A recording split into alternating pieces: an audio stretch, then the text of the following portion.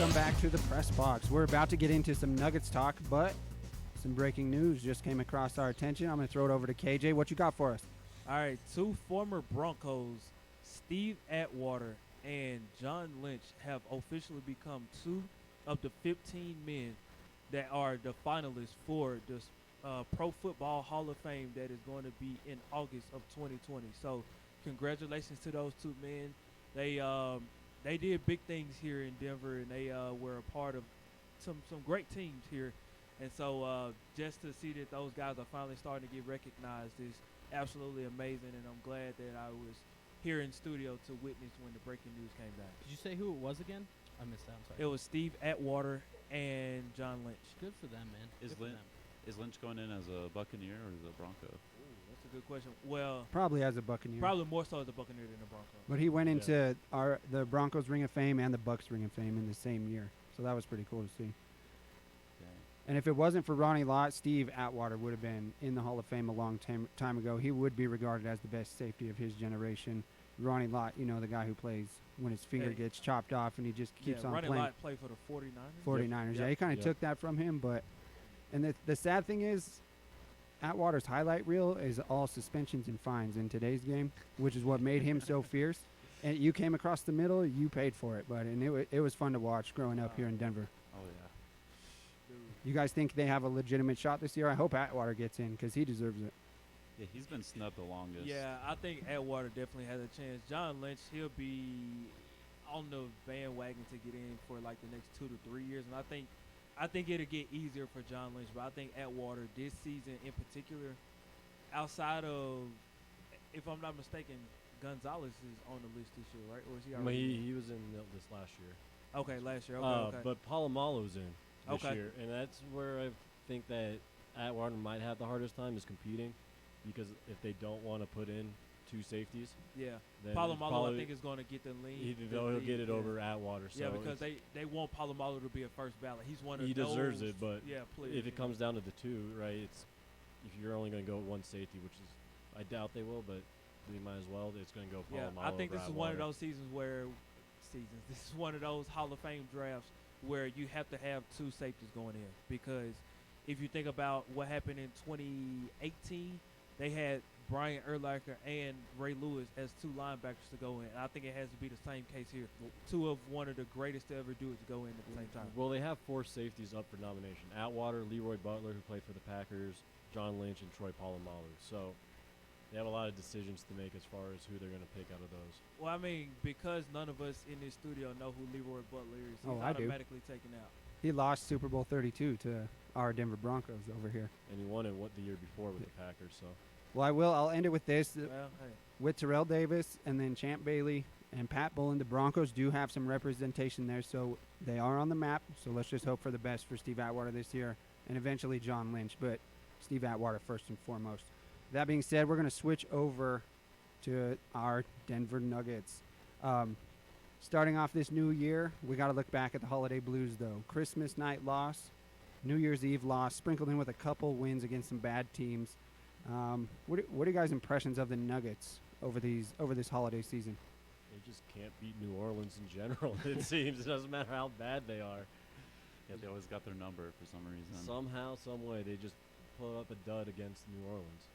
Yeah, despite how, bad from like our perspective, maybe they still have like the best franchise start to their season, which is impressive. It doesn't look like it. Porter is coming in; he's actually getting some roll time finally. Jokic is looking like he's back to normal, but it's just some of the other bench players aren't contributing the way that they should be doing. Well, my takeaway from Christmas Day, too, was Brandon Ingram was lighting the Nuggets up, and the one person I thought that you could have used to stop him didn't play it on Torrey Craig, and so I'm really curious on what's going on with Torrey Craig to lose all the playing time that he's had, because he is one of the more reliable defenders that they have. I've been trying to figure it out all season, and I cannot put my finger on it. But let me give you all some inside stuff that I didn't get a chance to give the show last week. Being in the building, man, so I'm seeing the players. They're coming in. They're looking fly. They're feeling good. You know what I'm saying? They got their little groove going on. It's Christmas Day. They're at home. This is the first time they had Christmas Day in Denver in the entire decade. So you see these guys, they're flashing, they're friendly. You think they're going to go out and play very well. Well, in the pregame, a couple of hours, well, it's not the pregame, it's shoot around. You know, Zion Williamson, he's out there busting his tail, man. He's out there. They got him running up and down the court. So they're throwing the ball. He'll go dunk. He'll run back down the court. So you see the New Orleans Pelicans guys, they're busting their butts in their shoot around. While you see the Nuggets kind of just taking it lightly, like they're pacing themselves that entire day. I'm like, what are you pacing yourselves for? Like, take this as a privilege, man. Like, come out here with your mind on it to grind. They expect you to close it out tonight. You know what I'm saying? Like, you were supposed to be the best, not the best game, but one of the best games of the night. So make sure that you close it out the right way by making sure that you get this win. And I think ultimately them not getting the win showed that, man, they're trying to be too cool for school right now. And they have to step it up and remember that it's a grit and grind type of game, and they got to get in it. So Yeah, I- it Yeah. snapped their 7-game losing streak, and it was a loss on ESPN.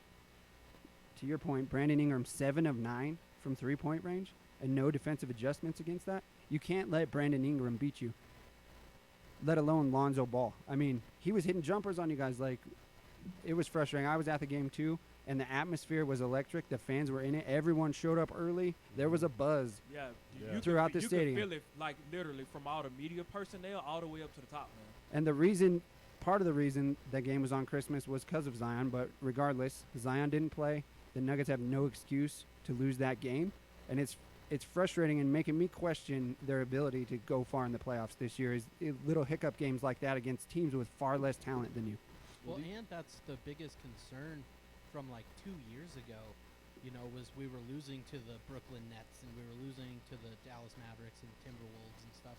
And then you end up playing the Timberwolves for that 8th seed and you lose by 1 game, you know? 2 years in a row, yeah. Yeah. So I thought we had honestly gotten rid of things like this last year when we started to beat the Suns and we started to, you know, not take these teams lightly that we definitely were.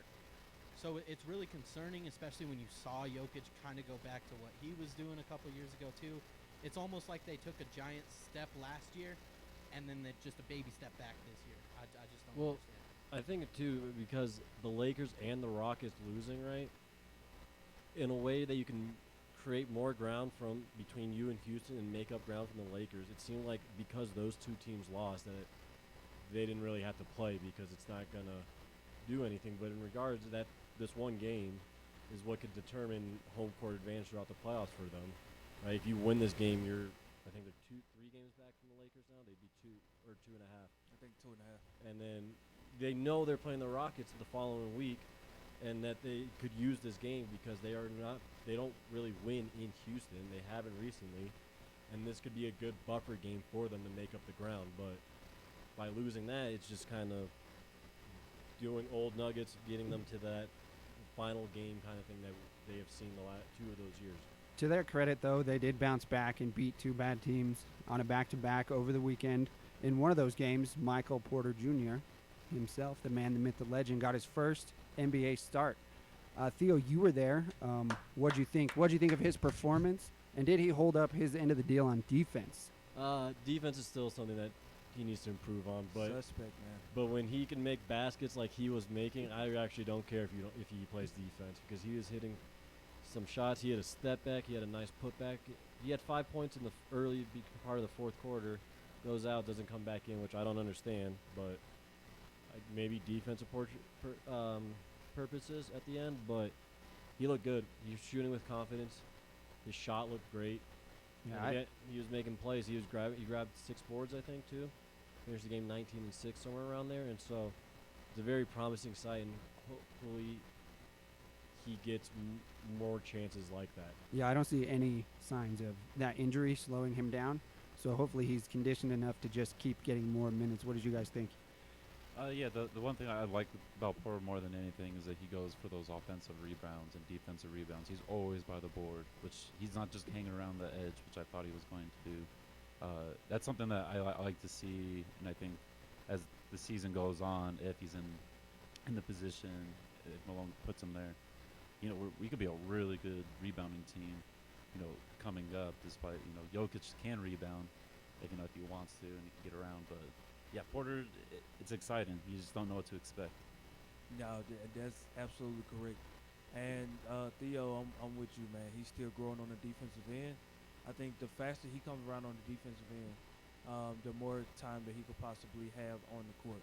And I think ultimately that's just what it comes down to. And I just want to go back to something you also said, Theo. You said how they don't win often in Houston. The last time they won in Houston was when Malik Beasley had his career high. I thought that was in Denver. No, that was in Houston, if I'm not mistaken. I can go Look it up during the break. Okay, yeah, for sure.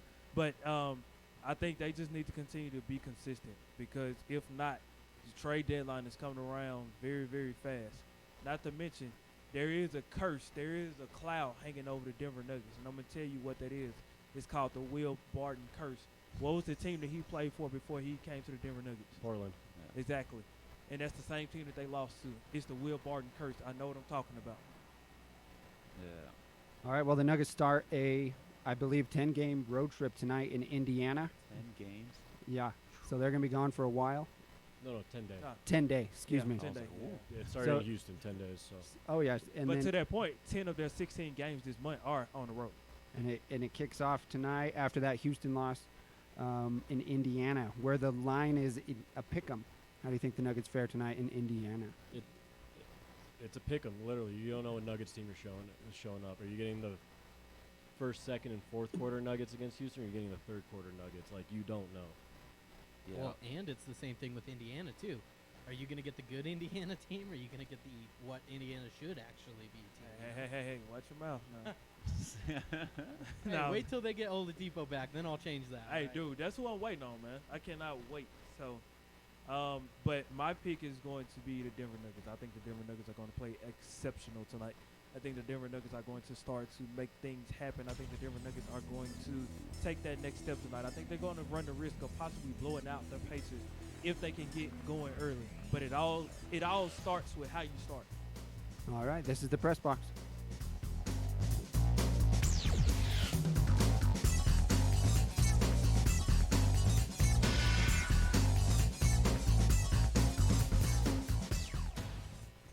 Go Mile High, your college radio for sports, movies, and games. Run by students, for students, and more. Let's see what they can do here from the 5. Sports news, live games, and discussions about just about everything. Disney turning their rides in their parks into movies. So close so many times, and to have that snatched away. Come and join us every day for your favorite shows, only at GoMileHigh.com. Every day, across this country, hundreds of college radio stations take to the air, broadcasting music and programming that you won't hear anywhere else. It's one of the last places where people can really be able to actually say what they want to say. Without it, you wouldn't have a place for local artists to perform. Certain people need to have a chance, a fighting chance, and college radio is that place for it. College radio changes the lives of those who are involved with it and can change those who listen to it too. This is where we start out, you know? From getting all this great experience working in college radio, it makes you want to work in real radio. College radio means finding yourself. It helped me find what I wanted to do in not only school but in life. So support college radio by continuing to listen to this station and supporting the students who make it happen. College radio, now, more than ever. A message brought to you by this station and the College Radio Foundation. For more information, please visit collegeradio.org.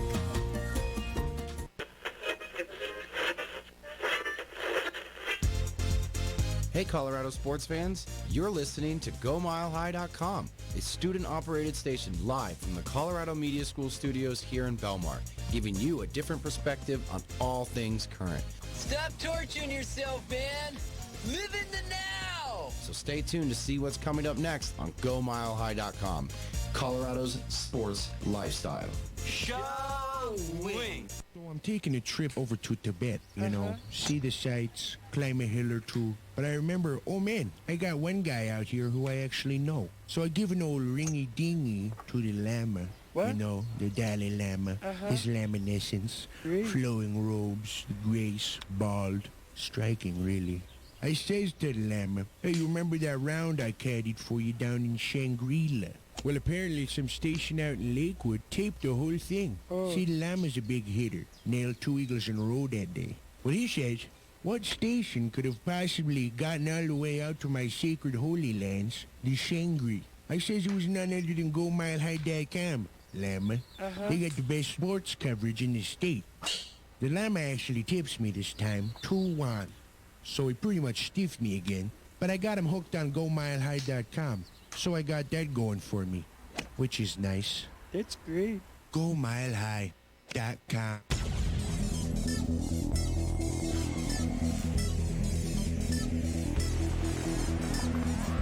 Welcome back to the Press Box, the premier show on GoMileHigh.com. Well, sadly, we are at our final segment of the show, but it's going to be a fun one with the year 2020 ringing in. We're going to have some local team predictions. Is it clear vision 2020 or is this crazy talk? I'm going to start off with the beloved Denver Broncos. I got to put it on for my city like Drew Lock does. I say Elway uses the system in which he used to evaluate Dalton Reisner, gets 2 offensive linemen in the draft, retains Chris Harris Jr., does not Shelby Harris, but you can only afford so much. Justin Simmons back in a Broncos uniform, and the Broncos win the AFC West in 2020. Is that clear or is that crazy, guys? I think that's pretty clear. Sounds clear. Sounds a little crazy though. Getting Yeah. the 2 linemen pick, which I agree with. That's what they need, but I just don't think Elway is about getting linemen in the first. Well, I mean, I just don't see Drew Lock making that big of a jump that they can compete for the AFC West quite yet. Like a Patrick Mahomes type jump in his second year? I mean, yeah, definitely not. I'll say you're asking a lot. Because no one saw that coming. I mean, even if you get a Trubisky from the first to the second year, because he did make a great jump, then maybe you have a shot. But you need some. I'm not sold on Drew Lock yet. So you calling me crazy? Partially crazy. Partially crazy. I'm calling you clear, my man. All right. Crazy like you sniff glue crazy. How about that? I think John Elway understands that this team needs to take the next step. And sometimes that means that you may need to put ego to the side. I think that he is the type of guy that once he sees something that needs to be done, he may see it through until it doesn't happen the way that he wants it. And I think right now he will allow what is about to play out by go ahead and getting what he needs to get in the draft. Yeah, and with how many picks in the first 5 rounds, you guys know? Like 8 or something? 7 or 8 picks in the first 5 rounds. That's where you can find your value offensive lineman. Let him come in here and compete. Mike Munchak with a year under his belt. I know everyone's low on Garrett Bowles, but besides that penalty on Sunday, he's been playing pretty well, whether you want to admit it or not. Thanks, Matt. I mean, he has, but at the end of the day, now he's developed this reputation called, but yeah, it is Garrett Bowles. And I think when you've gotten to that point, no one will ever just kind of just lean the trust in you. Plus, Juwan James has a history of playing at least 15 games every other season, so it's up this year. He's going to play it all. You just need help at the center and guard positions. Yeah. And at worst, Garrett Bowles, your swing tackle, he's under contract for this year. Remember now, Juwan James needs this entire offseason to gain his trust and to gain his confidence back about stepping on the field. Yeah, that was a big shock to hear that Juwan James needed physical and emotional support to get back on the field. But don't we all, Zach? I mean, we do, but when you're getting paid, almost $30 million, a year, you gotta have a little bit better support system. Oh, how much a year? It's going to get like 25 or something like that. No, that'd be on the team option. It probably gets $5 or $6 million or something. What did he get paid this last year? It was a big, because he was the highest paid tackle before Brown got signed. Sorry, it was my fault. Something like that, $13 million, I think. Yeah. Sorry, I thought we were on the Garrett Bowles thing. My bad. No, we're good. I put down my clear vision. Zach, what you got? What's your team? What's your vision? So I'm covering the Nuggets. I think that they're going to hit the Western Conference Finals, and they're going to lose again, and they're going to strip their bench a little bit. They're not going to sign. Millsap. They're going to get rid of Beasley, Wancho, Key Porter. I think they're going to. You think they're going to let go of MPJ? I think that they're going to keep him. Oh. But I think they're going to retain Jeremy Grant at least. But I think a lot of their bench players are going to be pretty much stripped. What about Plumlee and Morris? I mean, I would like to. Oh, God! No! God, please, no! No, I like Plumlee. I think he's played a lot better this year, but with the resurgence of Bol and shooting the three as a center is more valuable than being a big man in the paint. I think he's also gone after this year, unfortunately. But I would like, if we can retain him for a little bit cheaper amount, I would. So am I crazy or am I clear on that? Yeah, definitely crazy. Because Crazy. What's up with the whack PlayStation suck? Hey, play it again, because What's up with the whack PlayStation suck? you know, like just crazy stuff going on over here at this table.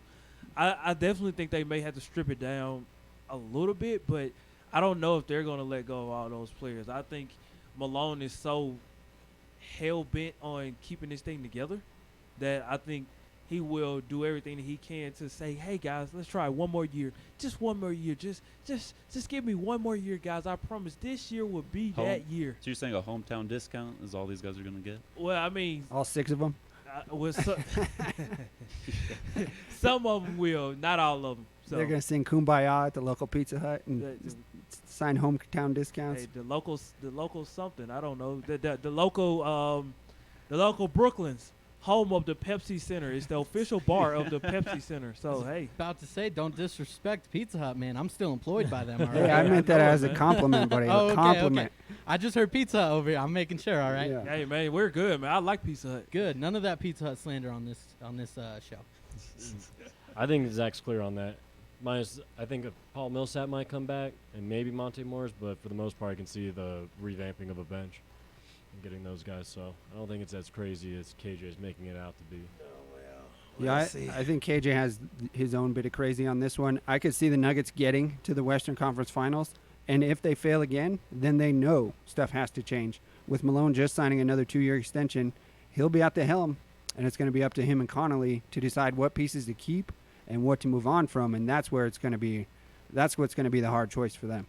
Yeah, they may try to make a deal to get Bradley Beal at the end, you know, get away with some of those certain players that can, you know, produce and get those offensive numbers. But I could be crazy, or I could be really clear on that. Yeah.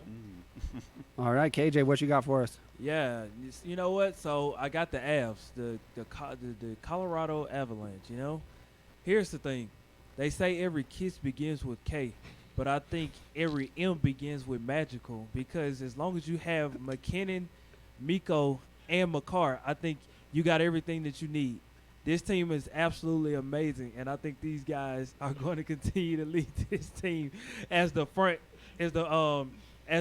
line for the Colorado Avalanche. And not to mention, when you have Landeskog, your captain, on the second line, that just makes your second line that much stronger, because he's one of the best defenders in all of the NHL. So this is what I am going to say. I think that the Colorado Avalanche are going to win the Stanley Cup this year. That's my prediction. That's fine. You don't have to agree with me, but it's the truth anyhow. Zach, is he crazy or is he seeing clearly? I mean, I'd say I see a little clearness to KJ's point. Avs are on the roll. They're a top 5 team easily, and their lines are stacked from, you know, reports with Caleb and Callie. So I could see them hoisting up that Stanley Cup and filling up with a little bit of beer, doing some cake stands. I'm excited for it. I think you're seeing clear too, myself. This is the year. They aren't allowed to do cake stands anymore. OV did it, and they stopped that right there. Not on camera, you don't have to do it. But Okay. Hey, you like working around the rules. You're one of those guys, yes, huh? sir. Yeah, if there's one team at the Pepsi Center that has a better chance of winning a title this year, I got to go with the Avs. McKinnon is a blur on the ice, and with that kind of speed and team speed, that could take a team far. They do need to get the goaltending under control in the third period, though. They've been giving up a lot of goals lately, but I like that, KJ. I like that optimism. All right, Matt, what you got for us? I'll go quick here because I know we got another one too. I got the Rockies. I was thinking about actually, doing positive things with them, but then I remembered how like Bridich runs this team and stuff like that. So, my bold prediction, I guess, or am I crazy or not? Or what the segment is Arenado will be traded before the beginning of the season. man, you're clear. brother, you're seeing so I clear, hate man. to say this. It kills me inside to say that Arenado is going to be traded because he's by far my favorite baseball player. He's, I think, outside of Mike Trout, the best baseball player in the league. But for whatever reason, we gave him that third-year option, and he's going to leave anyways if we don't do something this year. So I think that Bridich will get all he can, and he'll be shipped out before the season starts. I think you're seeing halfway clear. I think he's going to give it a half a year, and if nothing's going right, he deserves better anyways, and it's his right to demand a trade, and let's get him on a winner so his talents can actually be showcased on the big stage where they deserve to be showcased. I just hope, man, he don't go to the Dodgers. That's all I care about. I think it's pretty clear because if you look at the Colorado Rockies, they are kind of tied up in their pitching, which means that they aren't going out to get any other pitchers because, one, they can't get pitchers to come, and two, because, it's hard to get pitching here through the farm system. You never get pitching here. Exactly, man. It's hard to grow pitching here. So I think with all of that taken into consideration, I think Nolan would probably want to go somewhere where there's a little bit better pitching and a little bit more consistency all around from top to bottom. Well, too bad. You're under contract, and I'm handcuffing you to Coors Field because I'm keeping you at least to the third year. You're trying to build something with the Rockies. You're not trying to just destroy it every year just because pitching. You got to start somewhere. You got to have those pillars for Yeah, you're baseball. absolutely right, but then you don't give him the third-year option then, right? You would take the 7-year deal, and he wasn't even asking for it either. So. Well, he's still handcuffed to Coors Field. So that's All right, well, we've hit our 4 major sports. We have 1 wild card. We're going to go over to Theo. What's your wild card bold prediction for us? I'll make it quick because I know we're tied up on time. CU Buffs football, Pac-12 South champions at the end of the year. Oh, no. You're seeing absolutely crazy, man. Who's ahead of them? Hold on. He said South. South. Pac-12 Not South. Yeah. Not the whole thing. Pac-12 South Division champs. champs. Just get into the championship game. Well, I think as long as Arizona State is still being led by Herm Edwards, I think you will always have a run for your money. But CU They're beat growing 'em. their program down there. CU beat them this year, and you could say CU's in a rebuilding mode. I'm going to say you're a little crazy just because we don't know the quarterback situation yet. And then Utah was a really good team that led that South. So I would say until that they can prove that they can beat Utah, I would say you're a little crazy. Sup with the whack PlayStation suck. Hey, that's it.